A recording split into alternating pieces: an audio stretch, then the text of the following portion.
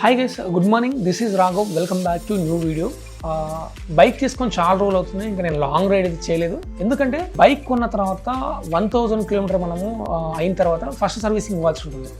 So ఈ 1000 kilometre అనేది నేను లోకల్గా చిన్న చిన్న రైడ్స్ అయితే చేశాను. సెకండ్ రీజన్ వచ్చేసి బైక్ కొన్నప్పుడు మనకు టీఆర్ నెంబర్ మాత్రమే వస్తుంది కదా. ఈ టీఆర్ నెంబర్తో మనము ఎటువంటి లాంగ్ రైడ్స్ అంటే స్టేట్ క్రాస్ చేసి వెళ్ళకూడదు. మనకి టీఆర్తో ఓన్లీ లోకల్ రైడింగ్స్ చేయాల్సి ఉంటుంది, అంటే స్టేట్ లోపలే తిరగాల్సి ఉంటుంది. అందుకే నేను ఈ బైక్ రిజిస్ట్రేషన్ అయినంత వరకు నేనైతే లాంగ్ ట్రిప్ ప్లాన్ చేయలేదు. బైక్ నెంబర్ ప్లేట్ వచ్చిన తర్వాత మాత్రమే మన స్టేట్ అనేది క్రాస్ చేయాల్సి ఉంటుంది. సో బైక్ అనేది రీసెంట్గా నెంబర్ ప్లేట్కి రావడం జరిగింది. సో అందుకని చెప్పేసి నేను ట్రిప్ ప్లాన్ చేయలేదు. ఇప్పుడు ఈరోజు నేను ఒక లాంగ్ రైడ్కి అయితే ప్లాన్ చేస్తాను. ఈ ట్రిప్ వచ్చేసి అరౌండ్ 3000 కిలోమీటర్ అయితే ఉండబోతుంది. హైదరాబాద్ నుంచి స్టార్ట్ అయ్యి తెలంగాణ, ఆంధ్రప్రదేశ్, కర్ణాటక, తమిళనాడు, కేరళ, ఈ 5 స్టేట్స్ని అయితే నేను కవర్ చేయబోతున్నాను. ఈరోజు నేను ఎర్లీ మార్నింగ్ ఇప్పుడు 4 o'clock రైడ్ స్టార్ట్ చేయబోతున్నాను. హైదరాబాద్ నుండి మైసూర్కి, హైదరాబాద్ నుంచి మైసూర్కి అరౌండ్ 750 కిలోమీటర్స్ అయితే వస్తుంది. ఈ రైడ్ అనేది కంటిన్యూ హైదరాబాద్ నుండి మైసూర్ వరకు నాన్ స్టాప్గా రైడ్ చేయబోతున్నాను. అంటే మధ్య మధ్యలో టీ బ్రేక్స్, లంచ్ అలాంటి చిన్న చిన్న బ్రేక్స్ తీసుకుంటూ, అంటే మధ్యలో ఎటువంటి ప్లేసెస్ని అయితే నేను ఎక్స్ప్లోర్ చేయబోట్లేదు. ఎందుకంటే నాకు రేపటి నుంచి చూడాల్సినవి ఉన్నాయి కనుక ఈ డే మొత్తం రైడ్ మాత్రం ఉంటుంది. సో హైదరాబాద్ నుండి మైసూర్ చేరుకుంటాను ఈరోజు నైట్. ఇక రేపు మైసూర్ నుండి ఊటీకి చేరుకోబోతాను. కానీ ఊటీకి చేరుకునే ముందు చాలా బ్యూటిఫుల్ బందిపుర ఫారెస్ట్ అనేది మనం క్రాస్ చేయాల్సి ఉంటుంది. ఇది ఇండియాలోనే one of the beautiful animal sanctuary అని చెప్పవచ్చు. చాలా డీప్ ఫారెస్ట్ ఉంటుంది, బ్యూటిఫుల్ ఉంటుంది. ఇంకా రైనీ సీజన్ అయితే కనుక మధ్య మధ్యలో మనకు వైల్డ్ యానిమల్స్ క్రాస్ చేయడం కూడా మనం చూస్తుంటాం. ఎలిఫెంట్స్ కావచ్చు, అలాగే డీర్స్ కావచ్చు. సో ఇది వింటర్ సీజన్ కనుక చాలా బ్యూటిఫుల్ ఉంటుంది ఫారెస్ట్ జర్నీ. నేను ఎర్లీ మార్నింగ్ స్టార్ట్ అవుతాను మైసూర్ నుండి. బందిపుర ఫారెస్ట్ క్రాస్ చేసుకొని ఊటీకి చేరుకుంటాను. బందిపుర ఫారెస్ట్ క్రాస్ చేసి ఊటీకి చేరుకునే ముందు మనకి ఇక్కడ హెయిర్ పిన్ బెండ్స్, అంటే ఘాట్ రోడ్స్ అనేవి రాబోతాయి. 40 వరకు హెయిర్ పిన్ బెండ్స్ అనేవి ఇలా కర్వీగా మనకు ఉండబోతాయి. బైక్ రైడింగ్ చేసే వాళ్ళకైతే బెస్ట్ ఎక్స్పీరియన్స్ చెప్పొచ్చు. చాలా క్రేజీ ఎగ్జైట్మెంట్ అయితే ఉంటుంది ఆ రైడ్. ఊటీ తర్వాత ఇక నేను నెక్స్ట్ వచ్చేసి నేను వాల్పరై చేరుకుంటాను. చాలామంది ఊటీ తర్వాత ఏం చేస్తారంటే వాయనాడ్ వెళ్ళిపోతారు. రైట్ వెళ్తే వాయనాడ్, లెఫ్ట్ వెళ్తే వాల్పరై. వాయనాడ్ నుండి మనకు కోజికోడ్, కొచ్చికి చేరుకుంటారు. కానీ అడ్వెంచర్ రైడ్ చేయాలి, ఫారెస్ట్ జర్నీ చేయాలన్న వాళ్ళు మాత్రం వాల్పరై ఎంచుకొని వాల్పరై నుంచి కొచ్చికి చేరుకోవాలి. సో నేనైతే వాల్పరై ఎంచుకున్నాను. వాల్పరై కూడా చాలా బ్యూటిఫుల్ ప్లేస్. మంచి మంచి టీ ఎస్టేట్స్ ఉంటాయి, టీ గార్డెన్స్, చాక్లెట్ ఫ్యాక్టరీస్, చాలా బ్యూటిఫుల్ ఉండబోతుంది ఆ వాల్పరైని కూడా. వాల్పరై అయిపోయిన తర్వాత నేను అక్కడ నుండి నేను కొచ్చికి చేరుకొని, కొచ్చిలో చాలామంది ఏముంటారంటే బీచెస్ ఉంటాయి అంతే అనుకుంటారు. బట్ నేను అలా కాదు. కొచ్చిలో ఉన్నటువంటి చుట్టుపక్కల విలేజెస్, వెలినాడు కావచ్చు, కడంకుటి లాంటి బ్యూటిఫుల్ విలేజ్ ఉన్నాయి, మీకు చూపిస్తాను. అవి కవర్ చేసుకున్న తర్వాత అక్కడే ఉన్నటువంటి పక్కనే ఉన్నటువంటి అలిపి, అలబుజ, అక్కడ బోట్ రైడింగ్ చేస్తాను. అక్కడ నుండి నెక్స్ట్ వచ్చేసి మున్నార్ చేరుకుంటాను. మున్నార్ చాలా హిల్ స్టేషన్, చాలా బ్యూటిఫుల్ ఉండబోతుంది. ఇది ముందే వింటర్ సీజన్. మున్నార్ అనేది చాలా కోల్డ్ స్పేస్, చాలా బాగుండబోతుంది. అక్కడ నుండి నేను కొడైకెనాల్ చేరుకుని అక్కడ నుండి రిటర్న్ హైదరాబాద్కి చేరుకుంటాను. ఈ ట్రిప్ వచ్చేసి అరౌండ్ 3000 కిలోమీటర్ అయితే ఉండబోతుంది. ఈ ట్రిప్లో మంచి మీకు డ్రోన్ విజువల్స్ చూపిస్తాను, రోడ్ వ్యూ చూపిస్తాను, చాలా బ్యూటిఫుల్ ఉండబోతున్నాయి. Let's start the ride. ఇక నేను ఈ ట్రిప్లో ఏమేమి క్యారీ చేస్తున్నాను అనేది ఒకసారి మీకు చూపిస్తాను. ఇది వచ్చేసి ఎగ్జార్ నింబస్ రైడింగ్ జాకెట్. ఇది లెవెల్ 2 ప్రొటెక్షన్ జాకెట్. ఎగ్జార్లో మరో 2 మోడల్స్ ఉంటాయి, రైడర్ అని, క్రూజర్ అని 2 బేస్ వెర్షన్లు ఉంటాయి. బట్ ఇది వచ్చేసి నింబస్ లెవెల్ 2 ప్రొటెక్షన్. ఇది హై క్వాలిటీ, చాలా హెవీగా కూడా ఉంటుంది. ఇది వచ్చేసి గ్లౌజ్. అలాగే ఇది 2 litre dehydration backpack. Long ride చేసేటప్పుడు కానీ అలాగే ట్రెక్కింగ్ చేసేటప్పుడు చాలా యూజ్ అవుతుంది. అలాగే ఇక్కడ చూస్తే డిఎస్ఎల్ఆర్ కెమెరా, కెనాన్ 70D. మంచి లొకేషన్స్కి వెళ్తున్నప్పుడు బ్యూటిఫుల్ పిక్చర్స్ క్యాప్చర్ చేయడానికి అయితే ఇది చాలా బాగుంటుంది. అలాగే ఇవి వచ్చేసి దీని 2 ఎక్స్ట్రా బ్యాటరీస్. అలాగే ఇది వచ్చేసి పవర్ బ్యాంక్. అలాగే ఇది డిజిటెక్ మైక్, ఇప్పుడు నేను ఏదైతే మాట్లాడుతున్నానో అది.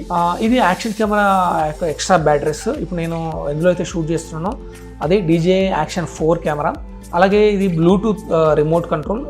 ఇకపోతే ఇది వచ్చేసి 8TB ఎక్స్టర్నల్ హార్డ్ డిస్క్. ఎందుకంటే డ్రోన్లో 4K షూట్ చేస్తాము, అలాగే యాక్షన్ కెమెరాలో కూడా చాలా షూట్ చేయాల్సి ఉంటుంది. డ్రోన్లో 512 GB ఉంది, అలాగే యాక్షన్ కెమెరాలో 512 GB మెమరీ కార్డు ఉంది. ఈ రెండు మనకు సరిపోవు, అందుకని చెప్పేసి డేటా ట్రాన్స్ఫర్ చేయడానికి అని చెప్పేసి ఈ ఎక్స్టర్నల్ హార్డ్ డిస్క్ అయితే క్యారీ చేస్తాను. అలాగే ఇవి వచ్చేసి డీజే యాక్షన్ కెమెరా యొక్క ఫిల్టర్స్. ఇవి ఎందుకంటే మనం చాలా లొకేషన్స్ షూట్ చేయాల్సి ఉంటుంది. మంచి మంచి early morning cloudy weather, sunrise, sunset, అలాగే క్లౌడ్ మూమెంట్ అలాంటి బ్యూటిఫుల్ సీనరీస్ మనం క్యాప్చర్ చేయాలంటే కనుక ఈ ఫిల్టర్స్ చాలా యూజ్ అవుతాయి. అలాగే ఈ ఫిల్టర్ కూడా అంటే డ్రోన్ యొక్క ఫిల్టర్స్ ఇవి. ఇది వచ్చేసి ఎక్స్ట్రా మౌంట్. అలాగే ఇది డీజే మినీ 4 Pro డ్రోన్. ఇవి వచ్చేసి డ్రోన్ యొక్క 3 బ్యాటరీస్. అలాగే ఇది వచ్చేసి డ్రోన్ RC రిమోట్ కంట్రోల్. అలాగే ఇది హెల్మెట్ యాక్షన్ కెమెరా యొక్క మౌంట్. ఇది యాక్షన్ కెమెరా యొక్క స్టిక్ ఏదైతే ఉందో అది మా బైక్కి హోల్డ్ చేయడానికి అని చెప్పేసి ఈ హోల్డర్ ఇది. అలాగే ఇది వచ్చేసి మోనోప్యాడ్. DSLRలో మంచి మంచి వీడియోస్ షూట్ చేయాలంటే కనుక స్టేబుల్గా ఉండడానికి ఇది మోనోప్యాడ్. అలాగే ఇది వచ్చేసి ఏరోస్టార్ అడ్వెంచర్ హెల్మెట్. ఇది చాలా క్వాలిటీగా కూడా ఉంది. సో ఇవి నేను క్యారీ చేసేటువంటి యాక్సెసరీస్.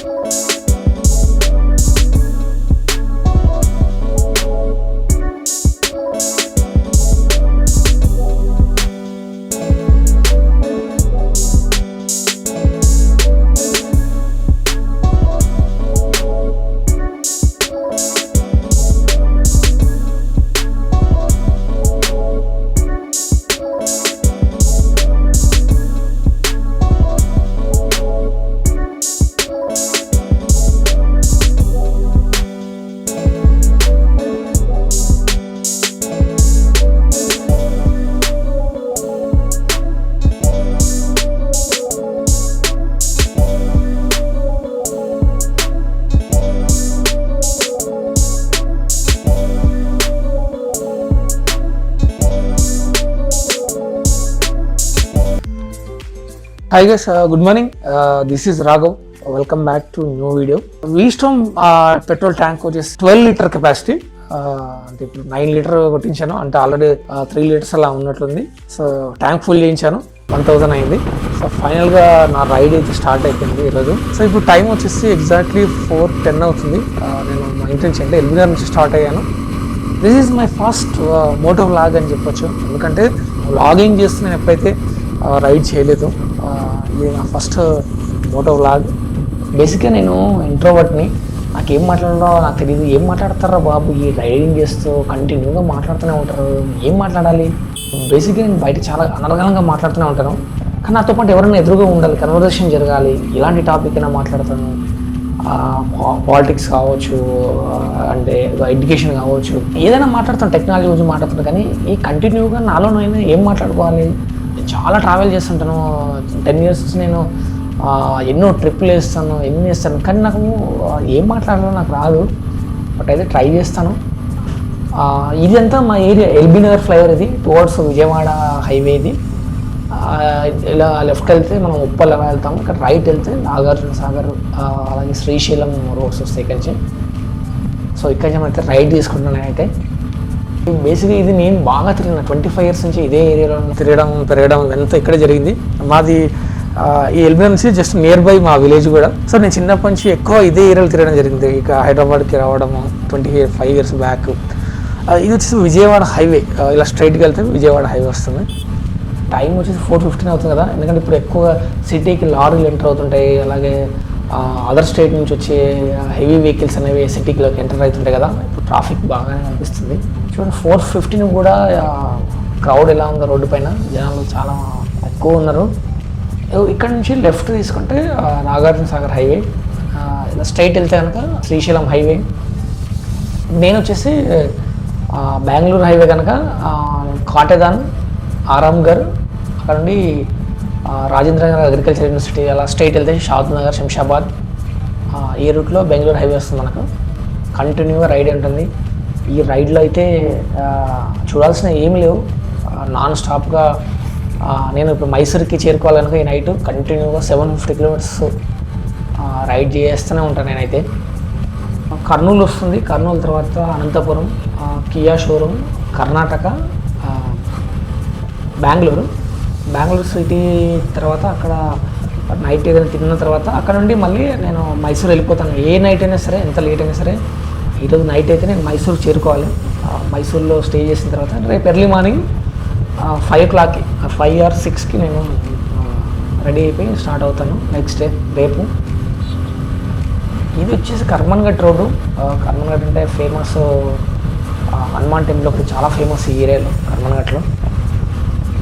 ఎయిర్పోర్ట్ వెళ్ళే వాళ్ళు కూడా ఈ రూట్లోనే వెళ్తుంటారు అందరూ. చాలా మార్నింగ్ అవర్స్లో ఎక్కువ ఫ్లైట్స్ మార్నింగ్ ఉంటాయి కనుక మనకు క్యాబ్స్ ఇవన్నీ ఈ రూట్లో ఫ్లోటింగ్ ఎక్కువ ఉంటుంది ఈ రూట్లో వెళ్ళి. ఈ లాగింగ్ చేసేటప్పుడు ఏం మాట్లాడాలి, నాలో ఏం మాట్లాడుకోవాలి అనేది నాకు కన్ఫ్యూజన్ ఉంటుంది. ఎప్పుడు నేను మాట్లాడలేను, కెమెరా ఆన్ అవ్వగానే నేను నా మాటలన్నీ బంద్ అయిపోతాయి. యూట్యూబ్ ఛానల్ స్టార్ట్ చేసి కూడా నేను ఆల్మోస్ట్ 1 year వస్తుంది, కానీ మాట్లాడాలంటే నాకు రావట్లేదు. ఏదో ఒకటి మాట్లాడాలి కనుక ఇంకా స్టార్ట్ చేశాను. ఏదో ఒకటి మాట్లాడొచ్చు అని చెప్పేసి చాలామంది నా ఫ్రెండ్స్ అది చేశారు. ఏదో ఒకటి మాట్లాడుతుండు, నీ కెరీర్ గురించి మాట్లాడు, నీ లైఫ్లో ఏం జరిగింది అది మాట్లాడడం స్టార్ట్ చేయి, అదే ఆటోమేటిక్గా అలవాటు అయిపోతుందని చెప్పేసి చాలామంది అన్నారు. సో అందుకని చెప్పేసి నేను కూడా చిన్నగా నా లైఫ్లో ఏం జరుగుతుంది, అసలు నేను ఏం చేస్తుంటాను అదే చెప్తాను, నా జాబ్ ఏంటి అనేది చెప్పడం స్టార్ట్ చేస్తాను. చిన్నగా అలా నాకు మాట్లాడడం అలవాటు అయిపోతుందేమో. కెమెరా పెట్టుకుని ఎలా మాట్లాడతారు, అందరు చూస్తుంటారు పక్కన అని చెప్పేసి నాకు అది ఉంటుంది. అందుకని చెప్పేసి నేను పెద్దగా మాట్లాడను, ట్రై చేస్తున్నాను ఇప్పుడైతే. ఫస్ట్ ఈ బైక్ గురించి మాట్లాడతాను. నేను ఇప్పుడు 1000 kilometers అయిపోయింది. బైక్ తీసుకున్న తర్వాత నేను పెద్దగా ఎక్కడ లాంగ్ రైడ్ వేయలేదు. చిన్న లోకల్ 200-300 kilometers అట్లా వెళ్ళేసి రావడం జరిగింది. రీసెంట్గా మా bikers group, Telangana brotherhood bikers అని చెప్పేసి ఒక గ్రూప్ ఉంది. నేను వాళ్ళతో చిన్న గ్రూప్ రైడ్స్ చేస్తుంటాను. సిటీకి సరౌండింగ్ ఉన్నట్టు 200-300 kilometers ఉన్నటువంటి మంచి ప్లేస్ని ఎక్స్ప్లోర్ చేస్తుంటాం మేము అందరం కలిసి. అలా చిన్న రైడ్లు అయితే చేయడం జరిగింది, కానీ ఇంకా పెద్ద రైడ్ అయితే చేయలేదు. ఈ వెహికల్ వచ్చేసి అసలు నిజం చెప్పాలంటే కనుక ఎంత పబ్లిక్ ఎంత అట్రాక్ట్ చేస్తుందంటే, రోడ్డు పైన వెళ్ళే వాళ్ళు చాలామంది ఈ బైక్ చూసి థంబ్ సింబల్ చూపించడము, సూపర్ బైక్ అని చెప్పడము. ఇంకొకటి ఏంటంటే, ఇది కెమెరాలో వీడియోల కంటే కూడా బయట చూస్తే చాలా బ్యూటిఫుల్ ఉంటుంది. ఇది ఎందుకో ఫోటోలో అంత లుక్ అనేది కనిపించట్లేదు, బట్ బయటలో చూస్తే కనుక చాలా బాగుంటుంది. ఇది నాకు సీసీ కంటే కూడా నాకు అట్రాక్షన్ ఉండాలి, ఎందుకంటే బేసిక్గా నేను ఆర్టిస్ట్ని. డిజైనర్ వ్యూలో చూస్తే కనుక బండి అట్రాక్షన్గా ఉండాలి నాకు. హిమాలయన్లో 450 ఉంది, బట్ అది చాలా హెవీగా రగ్గడ్గా చాలా బల్జీగా ఉండడం వల్ల అది నేను హిమాలయన్ తీసుకోలేదు. నాకు నా దృష్టిలోకి వచ్చిందంటే V-Strom చాలా బాగా అనిపించింది.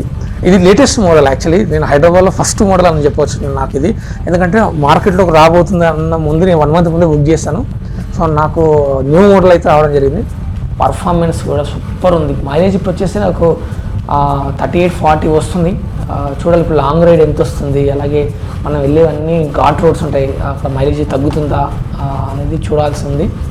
బట్ అయితే బాగుంది బండి, పర్ఫార్మెన్స్ కానీ చాలా బాగుంది, స్మూత్గా ఉంది బైక్ అయితే. ఇంకొకటి ఏంటంటే, బండి చాలా హైట్ ఉండడం వల్ల కంఫర్టబుల్గా బ్యాక్ పెయిన్ లాంటివి ఏమి ఉండవని నేను అనుకుంటున్నాను. నేను బేసిక్గా నాకైతే నేను ఏ బైక్ నడిపినా నాకైతే కంఫర్టబుల్గా ఉంటుంది. నాకు ఏ బైక్ నడిపినా కూడా, ఎంత లాంగ్ వెళ్ళిన చిన్న బేసిక్ బైక్ నడిపినా కూడా నాకు బ్యాక్ పెయిన్ అని నాకు ఏమి ఉండవు.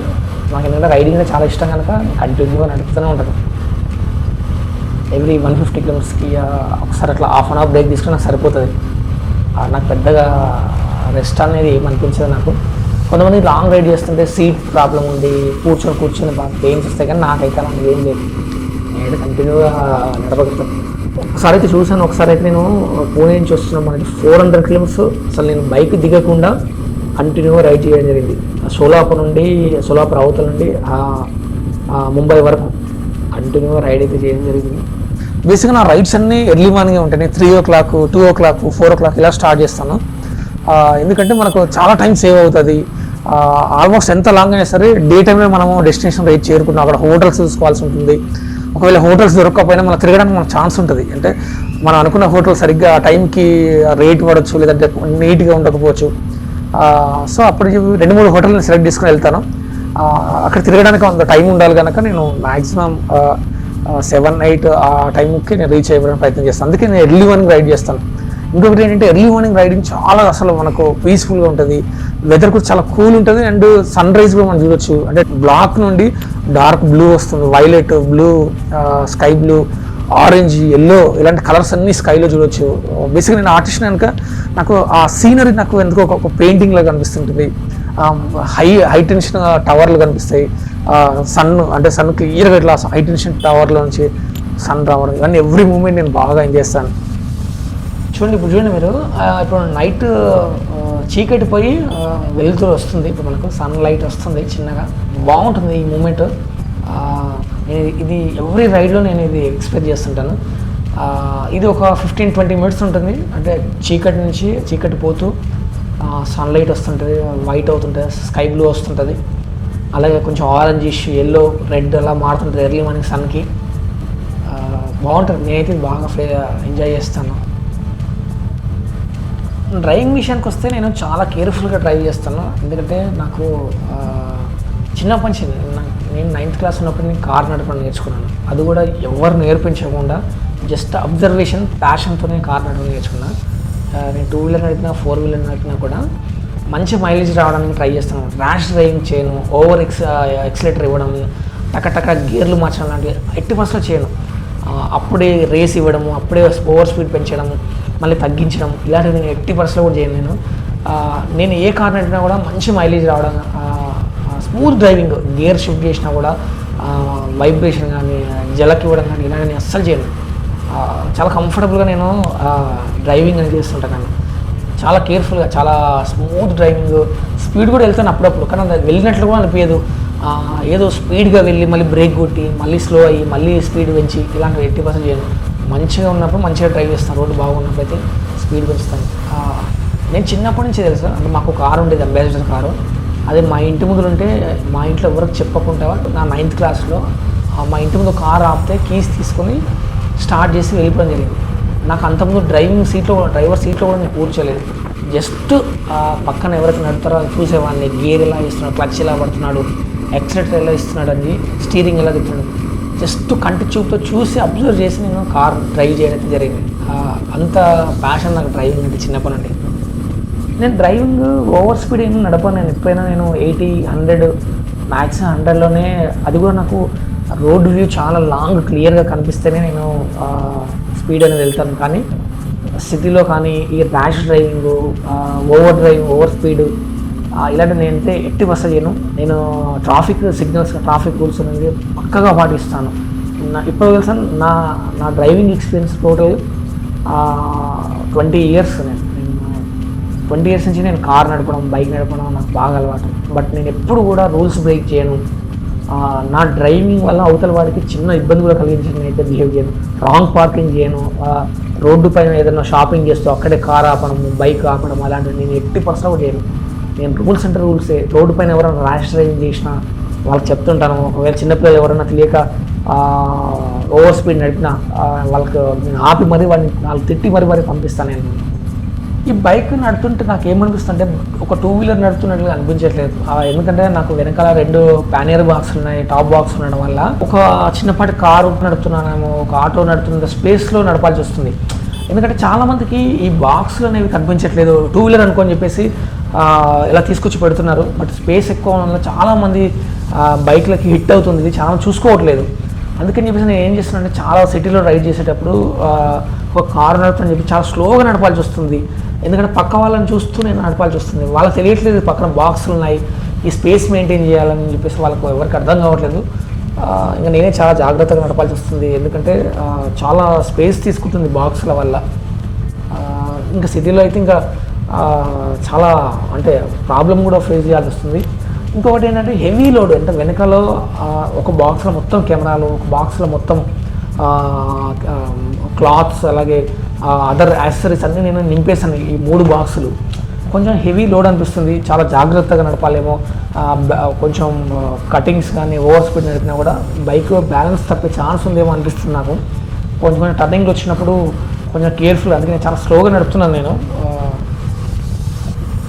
బేసిక్గా నేనేంటంటే ఇప్పుడు నేను ప్రజెంట్గా వర్క్ చేసేది ఒక సాఫ్ట్వేర్ కంపెనీలో వర్క్ చేస్తున్నాను. నేను బిఫోర్ అసెంచర్, అమెజాన్, అలాగే అలాంటి చాలా ఒక 5-6 కంపెనీలో వర్క్ చేయడం జరిగింది. ఆమె బేసికల్గా డిజైనింగ్ సెక్టార్ మాది. నేను చేసే వర్క్ వచ్చేసి డిజైనింగ్ ఫీల్డ్, అంటే visual effects, multimedia kind of work నేను చేస్తున్నాను. ప్రజెంట్ నేను వచ్చేసి ఆగ్మెంటెడ్ రియాలిటీ, వర్చువల్ రియాలిటీ అని ఒక టెక్నాలజీ అందరూ తెలిసిందే, AR/VR ఉంటుంది, దానిపైన నేను వర్క్ చేస్తున్నాను. కంపెనీ వచ్చేసి HCL టెక్నాలజీ, అందరికి తెలుసు, నా ఇన్స్టాగ్రామ్లో చూసే వాళ్ళందరికీ తెలుసు నేను ఎక్కడ వర్క్ చేస్తాను అనేది. బిఫోర్ నా కెరీర్ ఎట్లా ఏంటనేది నేను ఒకసారి నా గురించి నేను చెప్పుకుంటాను. కనీసం నాకు మాట్లాడడానికి ఏదైనా ఒక టాపిక్ దొరుకుతుందని చెప్పేసి నేను మాట్లాడుతున్నాను. బేసిక్గా నేను ఇంటర్మీడియట్ వరకు చాలా యావరేజ్ స్టూడెంట్, బిలో యావరేజ్ స్టూడెంట్ని. ఏదో అలా అలా అలా కింద మీద పట్టు పాస్ అయిపోయినా. కానీ నాకేంటంటే ఈ చదువు పైన, ఎడ్యుకేషన్ మీద కాకుండా ఏదైనా స్పెషల్గా ఏదైనా ఉంటుంది. నేను చిన్న మంచి ఆర్టిస్ట్, నేను బొమ్మలు బాగా చేస్తుండేవాడిని, పెయింటింగ్స్ చేసేవాడిని.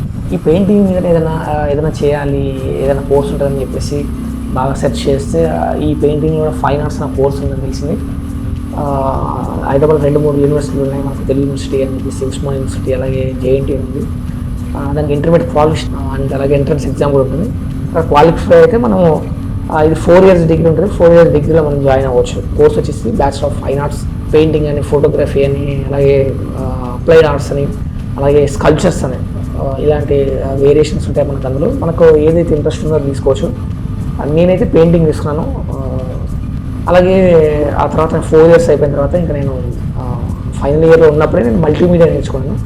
మల్టీమీడియా నేర్చుకొని ఇంకా 4th ఇయర్ అయిపోగానే నాకు జాబ్ వచ్చేసింది. ఫస్ట్ యానిమేషన్ కంపెనీ, అక్కడ 1 ఇయర్ చేశాను. ఆ తర్వాత నెక్స్ట్ ఏంటంటే నేను బాగా సెర్చ్ చేశాను, ఏంటి అందరు రొటీన్గా ఇదే యానిమేషన్ అసలు చేంజ్ అవ్వాలి, మనం ఇంకా కొంచెం గ్రోత్ ఉండాలి అని చెప్పేసి నేను ఇంకా ఇంతతో ఆగిపోకూడదు. చాలామంది తెలిసింది యానిమేషన్ సెక్టార్లో పెద్ద సక్సెస్ ఉంటుంది, గ్రోత్ తక్కువ ఉంటుంది, గ్రోత్ అనేది చాలా తక్కువ ఉంటుందని చెప్పేసి. బట్ నేనేంటంటే ఈ రొటీన్ యానిమేషన్ నేను చేయకుండా కొంచెం ఏదైనా ఇంకొంచెం ఫ్యూచర్ ఉండాలంటే ఏం సెక్టార్లో జాబ్ చేయొచ్చు అని బాగా సెర్చ్ చేసిన తర్వాత అప్పుడు నేను చాలామంది, నాకు సోషల్ మీడియా నేను చాలా యాక్టివ్గా ఉంటాను, ఫేస్బుక్లో, ఇన్స్టాగ్రామ్లో. ఇంటర్నేషనల్ ఆర్టిస్ట్తో కాంటాక్ట్స్ ఉంటాను, నేను బాగా వాళ్ళతో మాట్లాడుతున్నాను. ఏంటంటే గేమింగ్ సెక్టర్. అప్పుడు నేను చెప్పేది 2013-14లో. అప్పటికి మన ఇండియాలో ఈ జియో ఇంటర్నెట్ అంతగా రాలేదు. అప్పటికి మనం బేసిక్ MBలోనే ఇంటర్నెట్ వాడేటోళ్ళము. జియో వచ్చిన తర్వాత అప్పుడే బాగా ఆర్టికల్ చదివాను, నెక్స్ట్ జనరేషన్ బాగా గేమింగ్ పైన ఇండియాలో కూడా మార్కెట్ చాలా బాగుంటుంది, ఒక బూమ్ రాబోతుందని చెప్పేసి చదవడం వల్ల నేను గేమింగ్ వైపు వెళ్ళాలని చెప్పేసి చాలా ప్యాషన్గా ఉండేవాడిని. నేను చిన్న నుంచి బాగా వీడియో గేమ్స్ ఆడేవాడిని. అలాగే నాకు కొంచెం ఇంట్రెస్ట్ ఉంది గేమింగ్ వైపు అంటే వర్క్ చేయాలని. అట్లా గేమింగ్ కంపెనీలో నేను ట్రై చేస్తే నాకు గేమింగ్ కంపెనీలో జాబ్ వచ్చింది. అక్కడ నేను 5 ఇయర్స్ చేశాను. అది మొబైల్ గేమింగ్ కంపెనీ, చాలా మొబైల్ గేమ్స్కి డిజైన్ చేయడం జరిగింది.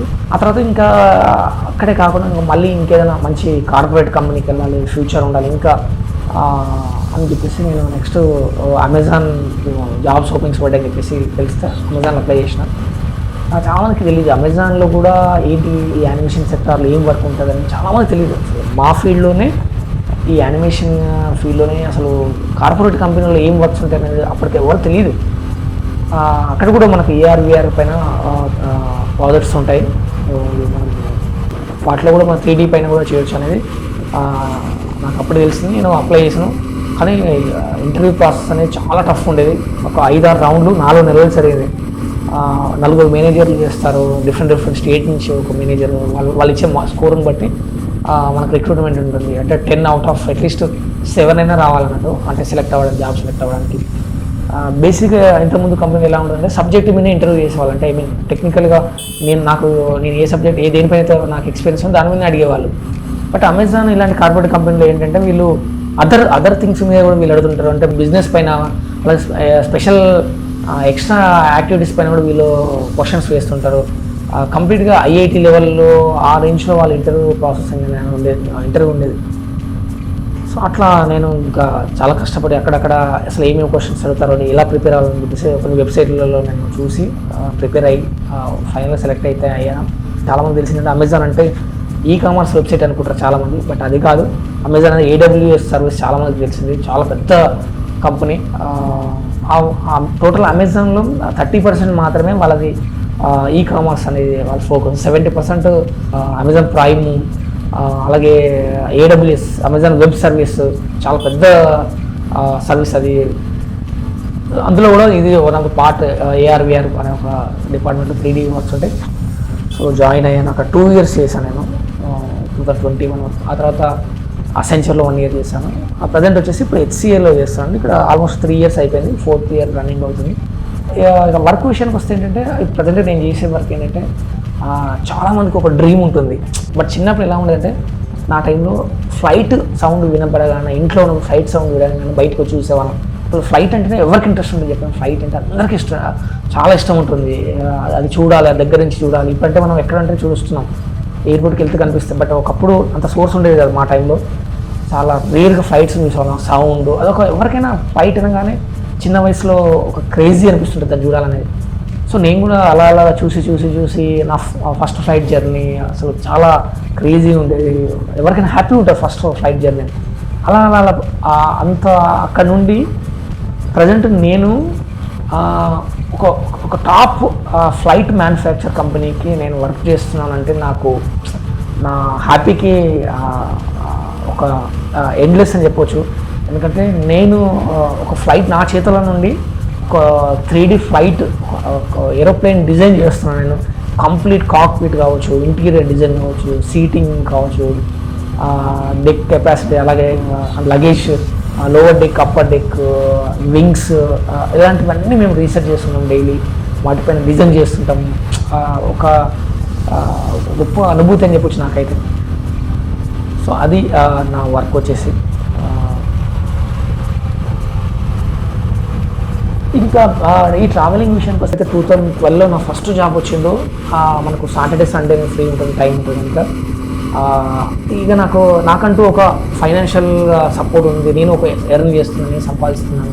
ఇప్పుడు ప్రపంచాన్ని చూడాలి, ఇప్పుడు చూడకపోతే మళ్ళీ చూడలేము చెప్పేసి నేను ఇంకా నాకు ట్రావెల్ జర్నీ నేను స్టార్ట్ చేశాను. నియర్ బై హైదరాబాద్కి సరౌండింగ్ ఉన్నటువంటి హంపి కావచ్చు, బదామి కేవ్స్ కావచ్చు, 400 kilometers వచ్చే ప్లేసెస్ అన్నీ నా బేసిక్ బైక్ పైన నేను వెళ్ళేసి రావడం చేశాను. కానీ నేను ఎక్కడ కూడా నేను ఈ వీడియోస్ తీసుకోవాలి, ఫోటోస్ తీసుకోవాలి, యూట్యూబ్లో పెట్టాలి, ఇలాంటి పర్పస్లో నేను తిరగలేదు. నాకు ఎందుకంటే నాకు ఆ ప్లేసెస్ నాకు ఎక్స్ప్లోర్ చేయడం బాగా ఇష్టం. నేను స్టడీ చేయడం ఇష్టం నాకు. నేను అక్కడికి వెళ్ళి నేను లైవ్గా ఎక్స్పీరియన్స్ చేస్తాను.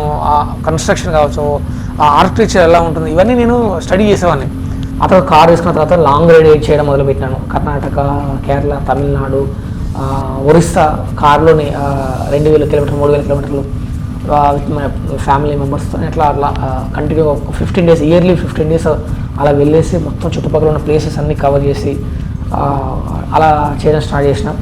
ఇంకా బైక్ రీసెంట్గా ఇంకా నేను ఈ 1-2 years నుంచి ఫుల్ ఫ్లెడ్జ్గా ఇయర్లీ అట్లీస్ట్ 2-3 రైడ్స్ అని వేయాలని చెప్పేసి మన పూణే, అలా కర్ణాటక, అలా బేసిక్గా వెళ్ళేసి వచ్చాను.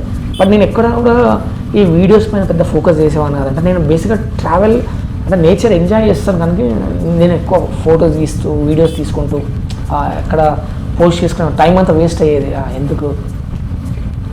బట్ 1 year నుంచి నేను ఈ యూట్యూబ్ ఛానల్ క్రియేట్ చేసిన దగ్గర నుంచి తీయాలనుకుంటున్నాను. అంటే ఆల్రెడీ యూట్యూబ్ ఛానల్ పెట్టిన తర్వాత కూడా చాలా ప్లేసెస్ అయితే కవర్ చేశాను. బట్ నాకు ఎందుకో పబ్లిక్లో మాట్లాడాలంటే కొంచెం ఇంట్రోవర్ట్, నేను పెద్దగా మాట్లాడకపోవచ్చు.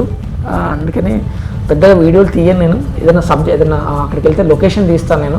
చాలా ఫుటేజ్ ఉన్నాయి. ఇప్పుడు నా కంప్యూటర్ అయితే 8 TB 10 TB కంప్యూటర్ నిండిపోయింది. చాలా డ్రోన్ షాట్లో 4K షూట్ చేస్తాను.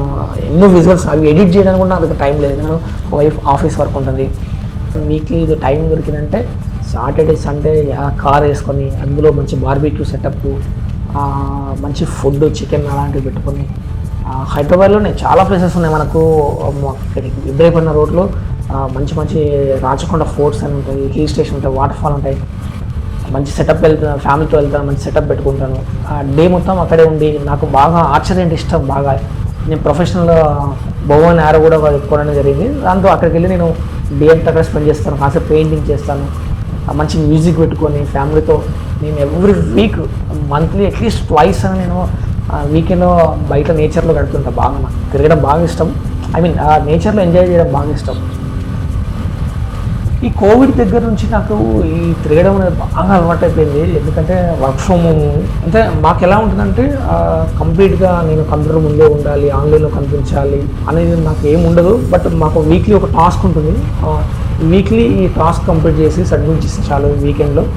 బట్ నేను వర్క్ విషయం ఎప్పుడు డిలే చేయను. వర్క్ చేస్తూ నాకు చాలా టైం మిగులుతుంది. ఎందుకంటే మనకు ఆఫీస్కి వెళ్తే కనుక ట్రావెలింగ్కి 2 గంటలు, వెళ్ళేది 2 గంటలు, రావడానికి 4 గంటలు డేలో వేస్ట్ అయిపోయింది. ఆ టైం చాలా యూజ్ అవుతుంది. నేను 5-6 అవర్స్ నైట్ టైం ఎక్కువ కూర్చొని వర్క్ చేస్తాను. డే టైంని బాగా ట్రావెలింగ్కి బాగా అలవాటు అయిపోయింది. ఈ కోవించి ఈ 5-6 ఇయర్స్ అయితే నేను ఎన్నో ప్లేస్లు, ఎన్నో వాటర్ ఫాల్స్, చాలా ప్లేస్లు అయితే నేను కవర్ చేశాను. అసలు సూపర్ అని చెప్పొచ్చు. నాకైతే ట్రెక్కింగ్ కావచ్చు, వాటర్ ఫాల్స్ కావచ్చు, మంచి మంచి ప్లేస్లు అయితే నేను ఎక్స్ప్లోర్ చేశాను. నేను యాక్చువల్లీ నేను మొన్న రీసెంట్గా నేను 3 ట్రిప్స్కి అయితే నేను ప్లాన్ చేసుకున్నాను. ఒకటి వచ్చేసి మహారాష్ట్ర, నాసిక్ వరకు, హైదరాబాద్ నుంచి నాసిక్, అక్కడ త్రయంబకేశ్వర్, అలా అజంతా, ఎల్లోరా, ఈ ప్లేసెస్ చూసి రావడానికి 2000 కిలోమీటర్ అవుతుంది. రెండోది వచ్చేసి నేను మధ్యప్రదేశ్ అనుకున్నాను, గ్వాలియర్ వరకు వెళ్ళేసి రావడానికి. అది కూడా అరౌండ్ 3500 కిలోమీటర్ అయితే అవుతుంది. బట్ ఇది వింటర్ సీజన్ కనుక నేను సౌత్ ఇండియాలో కేరళ కావచ్చు, తమిళనాడు, కర్ణాటక, ఇది బాగుంటుంది. రైనీ సీజన్లో అయితే కనుక మహారాష్ట్ర అయితే చాలా బాగుంటుంది. నేను రీసెంట్గా మొన్న ఆగస్ట్లోనే లోనావాలా, ఖండాలా, అలాగే పూణే వరకు అయితే వెళ్ళి రావడం జరిగింది. అది రైనీ సీజన్లో అయితే చాలా బాగుంటుంది మహారాష్ట్ర. సో అలా ఈ వింటర్ సీజన్ కనుక మంచి మంచి beautiful tea estates, tea gardens, అలాగే గ్రీనరీ ఉంటుంది కనుక మనకు సౌత్ ఇండియా అయితే బాగుంటుందని చెప్పేసి నేను ఈ సౌత్ ఇండియా ఎంచుకున్నాను ఇప్పుడు. ఇది వచ్చేసి టోటల్గా మనకు అరౌండ్ 3000 కిలోమీటర్స్ అయితే రాబోతుంది. సో ఆల్మోస్ట్ ఇప్పుడు నేనైతే కియా కంపెనీ వరకు అయితే రీచ్ అయ్యాను. ఇగో ఇదిగే మనకు కనిపిస్తుంది, ఇది చూడొచ్చు, మనకు కియా షోరూమ్ కనిపిస్తుంది. మనము ఇదే కియా, చాలా పెద్ద స్పేస్లో మనకి ఇక్కడ కియా కార్ మ్యానుఫ్యాక్చర్ కంపెనీ అయితే వాటి రావడం జరిగింది. గ్రేట్ అని చెప్పొచ్చు నిజం చెప్పాలంటే. సూపర్. ఎంత పెద్దగా ఉంటుందంటే బేసిక్గా ఇది కియా చాలామందికి తెలియదు. కియా అండ్ హ్యుండై ఈ రెండు ఒకే కంపెనీవే. కియా కూడా హ్యుండై వాళ్ళదే, రెండు ఒకే కంపెనీ. ఈ కియా మనకు బోర్డు పెద్దగా కనిపిస్తుంది, బట్ పక్కన చూస్తే కనుక మనకు హ్యుండై కూడా వాళ్ళ రీసెర్చ్ సెంటర్ కూడా కనిపిస్తుంది మనకి ఇక్కడ. చాలా పెద్దగా కనిపిస్తుంటుంది. నేను ఇక్కడ బెంగళూరు ఎప్పుడు వెళ్ళినా కూడా నేను కాసేపు ఇక్కడ కాసేపు చూసి వెళ్తుంటాను. నేను చూడవచ్చు ఎంత పెద్దగా ఉంది, ఎంత హ్యూజ్, ఎన్ని వందల ఎకరాలు, అసలు గ్రేట్. అది కూడా అసలు అనంతపురం జిల్లాలో. అసలు ఎందుకంటే ఈ రూట్లో ఎందుకు ఎంచుకున్నారని నాకు తెలిసి, అంటే నియర్ బై బెంగళూరు ఉంది కనుక వాళ్ళు మార్కెటింగ్ కావచ్చు, ట్రాన్స్పోర్టేషన్ కావచ్చు, మంచి ప్లేస్ని అయితే సెలెక్ట్ చేసుకున్నారు. And especially Chandrababu Naidu government అసలు మంచి ప్లేస్ని అయితే సెలెక్ట్ చేశారని నాకు అనిపిస్తుంది. నేను నా ఒపీనియన్ చంద్రబాబు నాయుడు గురించి మాట్లాడను అంటే, నేను బేసిక్ పాలిటిక్స్ గురించి పెద్ద ఏం మాట్లాడను. బట్ నాకు తెలుసు ఏ పార్టీ ఏంటి అనేది, నాకు రాజకీయంలో చాలా అవగాహన ఉంది, ఏ లీడర్ ఏంటంటే. బట్ నేను అదేం మాట్లాడట్లేదు, ఓన్లీ డెవలప్మెంట్ గురించి మాట్లాడుతున్నాను. చాలామంది ఒక సరిగ్గా 2-3 ఇయర్స్ బ్యాక్, 5 ఇయర్స్ బ్యాక్, అంటే గత గవర్నమెంట్లో చంద్రబాబు నాయుడు బాగా ట్రోల్ చేయడము, కామెడీ చేసేసారు. అసలు అతను ఏం మాట్లాడినా కూడా అతని పైన ఏదో జోకులు వేయడము, హైదరాబాద్ నేనే డెవలప్ చేశాను, మైక్రోసాఫ్ట్ తీసుకొచ్చి అంటే అతని పైన సెటైర్లు వేయడము, ఏం చేసినా కూడా అది నేనే చేశాను అని చంద్రబాబు నాయుడు చెప్పినట్టుగా వీడియోలు క్రియేట్ చేయడము. బట్ నిజం చెప్పాలంటే కనుక నేను చదివిన కొన్ని ఆర్టికల్స్, అసలు ఒక స్టేట్ ఎలా డెవలప్ అవుతుందంటే, ఆబ్వియస్లీ అగ్రికల్చర్, రైతులు, ఫార్మర్ ఇది కూడా ఉండాలి, అది కూడా డెవలప్ చేయాలి. సేమ్ ప్యారల్గా ఇండస్ట్రియల్ కావచ్చు, ఐటీ కావచ్చు, ఇన్ఫర్మేషన్ టెక్నాలజీ. ఇప్పుడు మన ఎగ్జాంపుల్ మనము హైదరాబాద్ టాప్ 4 సిటీలో మనకు చెన్నై, బెంగళూరు, పూణే, తర్వాత మనం హైదరాబాద్ టాప్ 4 సిటీలో మనము హైదరాబాద్ ఉంది అంటే కారణం ఏంటంటే కనుక ఐటీ సెక్టర్. ఒక ఐటీ సెక్టార్ వచ్చిందంటే కనుక, ఒక ఐటీ కంపెనీలో అక్కడ హబ్ ఏర్పడితే కనుక, చాలామంది తెలియదు ఐటీ ఉద్యోగులకి మాత్రమే అక్కడ ఎంప్లాయ్మెంట్ సోర్స్ ఉంటుంది అనుకుంటారు. కానీ దానికి రిలేటెడ్గా నేను చదివాను, ఒక 80 సెక్టార్లో అక్కడ డెవలప్ అవుతుందని చెప్పేసి ఒక ఆర్టికల్ చదివాను. ఒక ఐటీ కంపెనీ వస్తే బ్యాంకింగ్ సెక్టర్ అనేది చాలా హ్యూజ్ మార్కెట్ అవుతుంది అక్కడ. ఎంప్లాయీస్కి మనకు మీరు ఒకటి అబ్జర్వ్ చేశారా, 10,000, 20,000 వచ్చే ఉద్యోగస్తుడికి క్రెడిట్ కార్డు ఇస్తుంది, లోన్లు ఇస్తారు. నువ్వు బయట బిజినెస్లో ₹1,00,000 చేసినప్పుడు ఎవరు లోన్ ఇవ్వరు. బట్ నువ్వు ఒక సాఫ్ట్వేర్ కంపెనీలో కావచ్చు, ఏదైనా మంచి కార్పొరేట్ కంపెనీలో నీకు 20,000 జీతం వచ్చిందంటే బ్యాంకు వాళ్ళు పిలిచి మరి నీకు అది ఇస్తుంటారు. అలా మీరు చూడండి, ఒక హైదరాబాద్ 25 ఇయర్స్ నుంచి బ్యాంకింగ్ సెక్టర్ ఎంత డెవలప్ అయిందో. ఒక బ్యాంకింగ్ సెక్టర్ ఎలా అయితే డెవలప్ అవుతుందో, ఆటోమేటిక్గా మనకు రియల్ ఎస్టేట్ అనేది డెవలప్ అవుతుంది, కన్స్ట్రక్షన్ పెరుగుతుంది, లోన్లు వస్తుంటాయి ఎంప్లాయీస్కి. రియల్ ఎస్టేట్ సెక్టర్, ఒక రియల్ ఎస్టేట్ డెవలప్ అయిందంటే కన్స్ట్రక్షన్ డెవలప్ అవుతుంది, రోడ్స్ డెవలప్ అవుతాయి, అలాగే మెటీరియల్స్, ఐరన్, ఎన్ని రకాలుగా డెవలప్ అవుతుందంటే సిటీ అనేది. దానిపైన సపోర్టింగ్ షాప్స్ కావచ్చు, hotel business, Hyderabad top hotels రావడానికి కూడా ఐటీ సెక్టర్ కూడా ఒక రీజన్. ఎందుకంటే ఇంటర్నేషనల్ డెలిగేట్స్ వస్తుంటారు, హోటల్ సెక్టర్ డెవలప్ అవుతుంది, ఎంప్లాయీస్ అదర్ స్టేట్ నుంచి ఈ స్టేట్కి రావడము, సో హోటల్ బిజినెస్ అవుతుంది. ఇలా రిలేటెడ్గా 80 సెక్టార్స్ డెవలప్ అవుతాయని చెప్పేసి నేను ఒక ఆర్టికల్ చదివాను.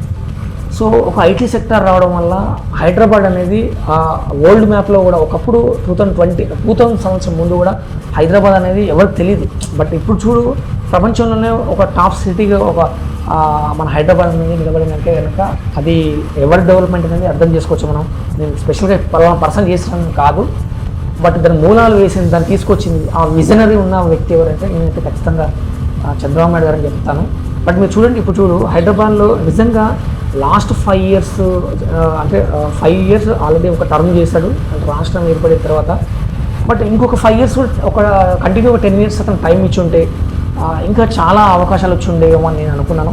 బట్ చేంజెస్ చూసారు జనాలు, అది పబ్లిక్ ఒపీనియన్, దాన్ని మనం ఏం అనలేము. బట్ మళ్ళీ ఇప్పుడు చూసారా, మళ్ళీ చంద్రబాబు నాయుడు కావాలని చెప్పేసి వాళ్ళు మళ్ళీ చంద్రబాబు నాయుడు తెచ్చుకున్నారు.